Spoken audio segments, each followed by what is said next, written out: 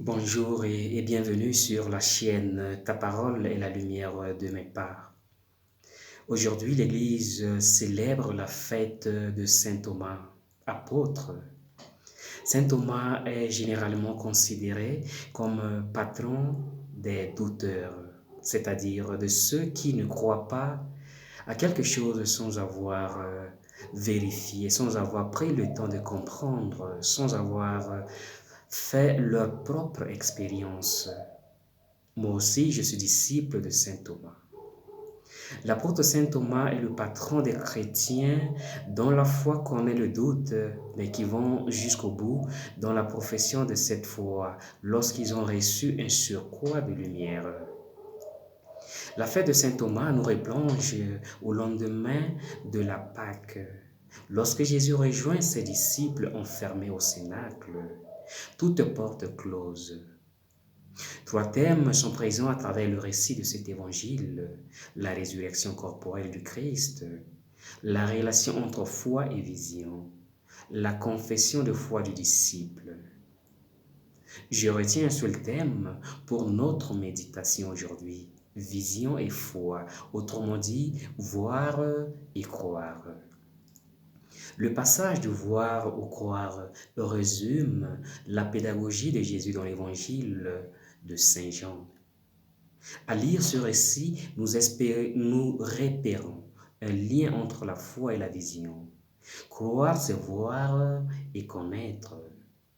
Si nous suivons l'itinéraire de saint Thomas, croire, c'est voir.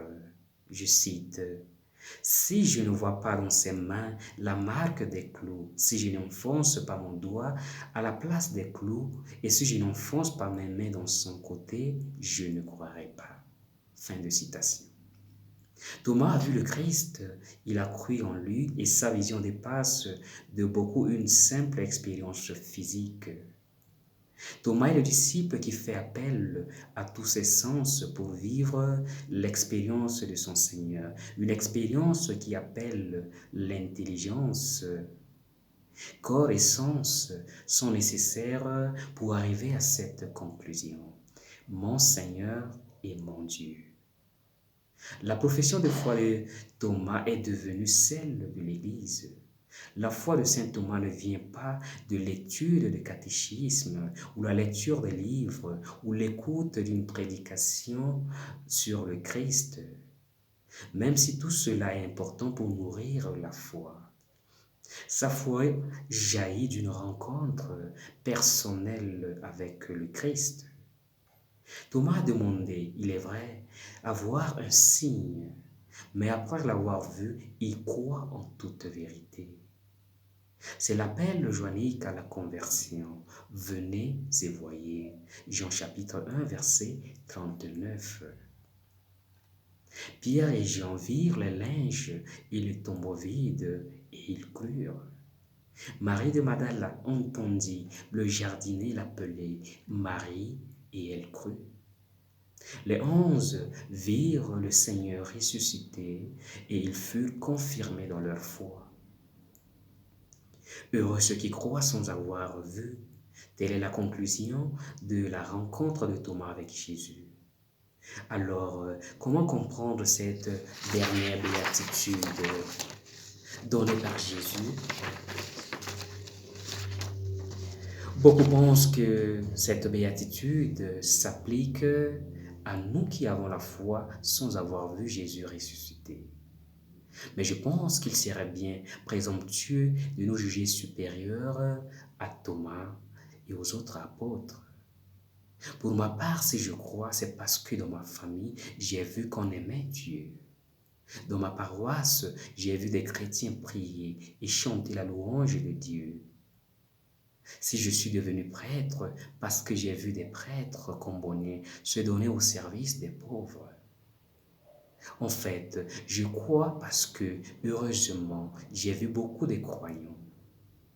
Ils ont été ma force et ma foi s'est nourrie de ce contact. Qui pourrait se vanter de croire sans avoir vu? Tous, nous avons besoin de voir pour croire, de toucher, d'entendre et de sentir pour grandir dans la foi. Aucun des apôtres, en tout cas, n'a cru sans avoir vu. La béatitude qui invite à croire sans avoir vu n'est pas simplement une leçon donnée à Thomas, mais à tous les apôtres. L'Évangile dit que Jésus, après avoir souhaité la paix aux 10 qu'il vient de rencontrer le soir de Pâques, leur montra ses mains et son côté. Peut-être la Vierge Marie fait-elle exception à cette règle. Mais alors, si nous avons tous besoin de voir pour croire, pourquoi Jésus déclare-t-il heureux ceux qui croient sans avoir vu? Il dit cela pour le jour où surviendra un malheur dans notre vie ou dans notre famille, le jour où nous serons en proie à un grand désarroi intérieur ou guettés par le désespoir. Jésus pense au jour où nous souffrirons et tout à coup, notre foi deviendra trouble et douloureuse. Il nous dit, même dans ces jours-là, même quand tu seras dans la nuit, continue de croire.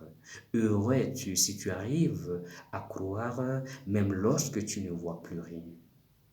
Nul d'entre nous n'est à l'abri de ces jours d'épreuve et d'obscurité, de la nuit de l'esprit ou du cœur dans la vie. Que le Seigneur nous aide par l'intercession de saint Thomas à croire en lui et à faire cette expérience personnelle avec lui. Amen. N'oubliez pas de vous abonner à cette chaîne pour recevoir chaque fois les homélies et les autres vidéos. Que le Seigneur vous bénisse.